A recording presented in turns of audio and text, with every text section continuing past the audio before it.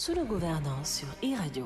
Sous nos gouvernances, une initiative du think tank citoyen de l'Afrique de l'Ouest WATI en collaboration avec le Forum civil du Sénégal et Open Society Foundation. Sous nos gouvernances donne la parole à de jeunes Sénégalais qui nous parlent de leur perception de la gouvernance des ressources publiques au Sénégal, mais aussi de leurs attentes et aspirations pour le Sénégal de demain. Sous nos gouvernances, c'est du lundi au vendredi sur e-Radio 90.3, sur nos antennes régionales et sur nos plateformes digitales.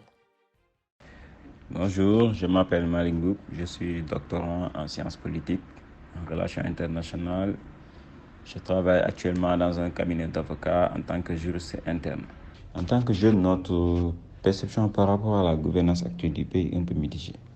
D'abord, en ce qui concerne la gouvernance politique de manière générale, on constate qu'il y a des avancées notoires, des progrès qui ont été faits, des lois et tout ça qui ont été votées, promulguées pour assurer le bon fonctionnement du service public. Mais malheureusement, surtout dans le cadre du respect des droits et libertés fondamentaux, il y a énormément de choses à faire.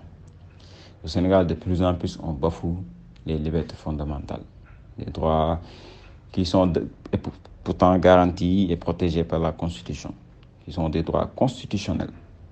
Donc l'État a l'obligation de les consacrer et de les respecter. Malheureusement, tel n'est pas le cas.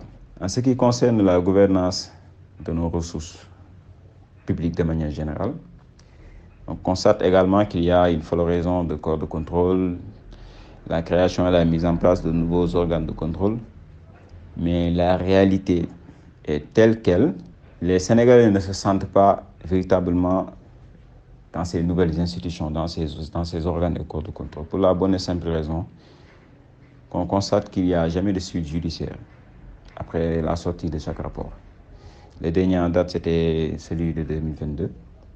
Et malheureusement, on en a parlé, on a fait des débats de société, des débats politiques, mais jusqu'à présent, la justice avait promis de se ressaisir.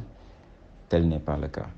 Et sur les autres formes de gouvernance aussi, il y a toujours des avancées, mais malheureusement, il y a énormément de choses à faire. Je pense que si les jeunes ne s'intéressent pas par rapport à la gestion de leurs ressources publiques, c'est pour plusieurs raisons. La première raison est qu'ils se sentent délaissés. Parce que dans la conscience collective, un jeune n'a pas véritablement le pouvoir ni le charisme pour s'intéresser véritablement à la gestion de l'État de manière générale. On dit que le jeune doit chercher, il doit apprendre. Quand il est jeune, quand on est jeune, on apprend. On va à l'université, on fait des hautes études, des études poussées, pour ensuite faire des concours, ou bien être recruté dans le privé, et ensuite monter les échelons, gravir les échelons pour pouvoir, quand on aura 50 ans, 55 ans, 60 ans, être assez mature pour pouvoir gérer un poste ministériel ou une institution.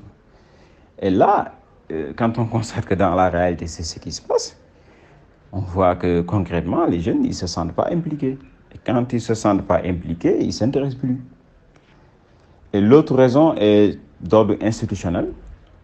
Dans la plupart des gouvernements qu'on a vu défiler des indépendances jusqu'à présent, on a vu, moi personnellement, je n'ai pas encore vu un gouvernement ou bien un poste ministériel occupé par un jeune. Et c'est tellement rare que quand on voit un jeune ou un député, quelqu'un qui représente véritablement l'État ou les collectivités territoriales avoir plus de 30 ans et moins de 40 ans, on est émerveillé. Et là, à la limite, c'est vraiment désolant. Parce que le jeune est censé représenter l'avenir, donc c'est à lui véritablement qu'on doit former et de propulser pour qu'il puisse comprendre les enjeux futurs. Pour répondre à ces questions, je pense qu'il faudrait à 3 niveaux impliquer d'abord les jeunes, ensuite les former et enfin les pourvoir dans des postes stratégiques.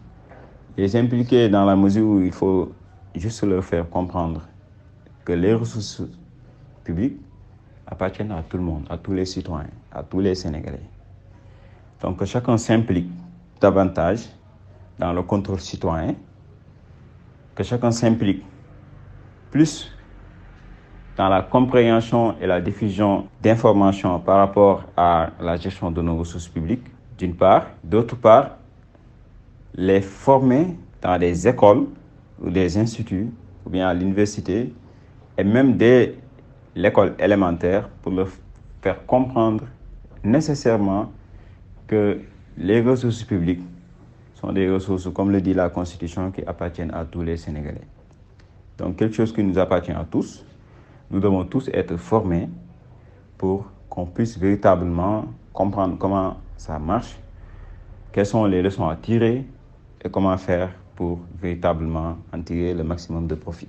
Et enfin, les pouvoirs dans des postes stratégiques, du plus petit poste au plus haut, après les avoir formés, leur faire occuper ces postes pour qu'ils puissent comprendre dans la pratique comment les choses marchent.